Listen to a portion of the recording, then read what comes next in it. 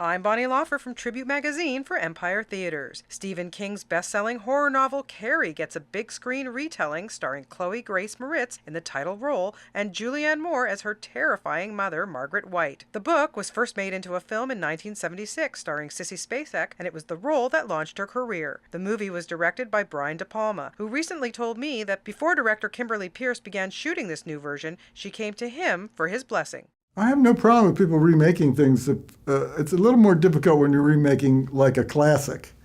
But, like a great play that's done by various people, whether it be Shakespeare or O'Neill or Brecht, whatever, if the material is basically good enough, you can do a different interpretation on it. There's a number of things that we are able to do now that, for a lot of reasons, weren't done then. So they really can exist as two separate, equal, incredibly great things. That's what I like to think. And ours is just naturally its own thing. You don't have a date already? Maybe you want to go with me? Mama, I've been asked to prom. Chloë had a taxing time shooting the updated version of Carrie, but how exactly did she feel about shooting the infamous prom scene when a bucket of blood comes pouring over her head? It was probably the most fun for about the first 2 weeks of it.